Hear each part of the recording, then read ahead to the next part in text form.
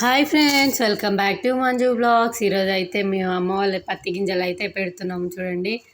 ఇక మా ఎద్దులు తీసుకొని కర్రముద్దు అచ్చుముద్దు తీసుకొని అయితే చెలకడికి అయితే వచ్చేసాము.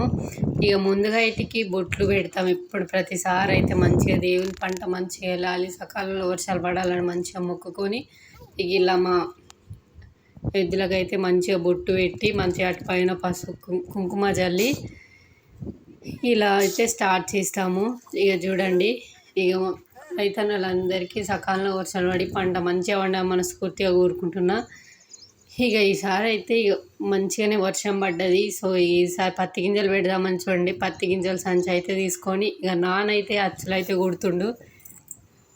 ఈసారి మా కొత్త ఎద్దులు, సో పోతాయో పోవని ఇక అన్న కూడా వచ్చిండు. ఇక మంచిగానే అచ్చులు అయితే మంచిగానైతే పోయినాయి చూడండి. ఈ చిలక మట్టుకైతే అచ్చులు అయితే కొట్టి నాన్న వేరే చిలక అచ్చులు కొడతానికి అయితే పోయిండు చూడండి. ఇక మేమైతే పత్తి గింజలు పెడదామని గింజలు అయితే పోసుకుంటున్నాము. ఈసారి సింధు, బిందు, రత్న, ధన ఇవైతే గింజలు అయితే తీసుకొచ్చినాము చూడండి. ఇక నాన్న అయితే అచ్చుముద్దనైతే అన్న కొప్ప చెప్పి ఇక మాకు గింజలు అయితే ఏ గింజలు పెట్టాలని చెప్పడానికి అయితే వచ్చిండు. సింధు ప్యాకెట్ అయితే పెడుతున్నాము ఈ చిలకల్లో అయితే. ఇక మాతో పాటు ఈరోజు వాతావరణం చల్లగా ఉందని మా నాన్నగారిని కూడా తీసుకొచ్చినాం చూడండి. వీడు మమ్మల్ని పెట్టనీకి కూడా అటు ఇటు తిరుగుతుండు, పెట్టనీయట్లేడు. సో ఈసారి అయితే నేనే అమ్మ వాళ్ళది కూడా ఈసారి ఇంటికి ఆడవిల్ల మంచిగా జరుగుతుందని చెప్పేసి ఈసారి నాతోటే పెట్టించారు అమ్మ వాళ్ళు ఫస్ట్. ఇక అమ్మ వాళ్ళకి పంట మంచిగా పండి సకాలంలో వర్షాలు పడాలని మనస్ఫూర్తిగా కోరుకుంటున్నా.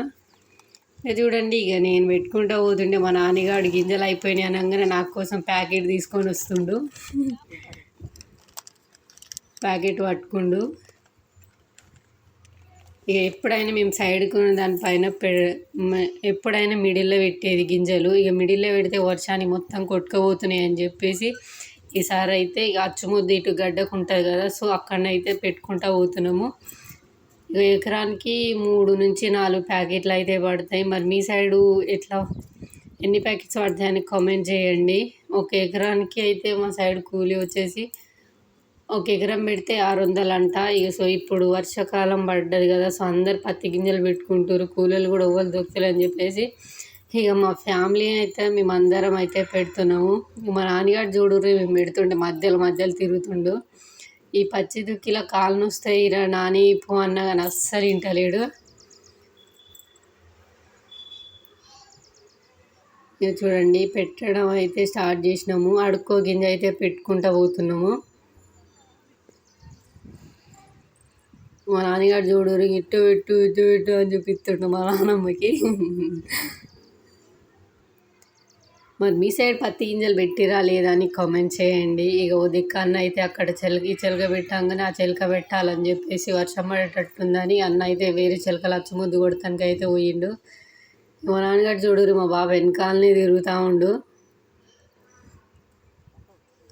ఈ రైతన్నలకైతే ఈ సమయం వచ్చిందంటే చాలా అసలు ఉరుకులు పలుకు అసలు పని అయితే బిజీగా ఉంటుంది వర్షాలు పడితే. చూడుర్రి గింజలు తీసుకురా డాడ్ అంటే మా నాన్నగారు చూడుర్రి నా వెనకమ్మటి ఉరికొస్తుండు.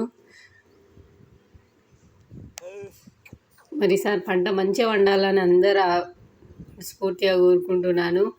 మా వీడియో ఇంకా నచ్చినట్లయితే లైక్ చేయండి, షేర్ చేయండి, సబ్స్క్రైబ్ చేయండి. మరిన్ని వీడియోస్తో మళ్ళీ కలుద్దాము. ఓకే ఫ్రెండ్స్, తప్పకుండా సపోర్ట్ చేయండి. బాయ్. మరి ఇంకో చిలక అయితే వచ్చేసినాం.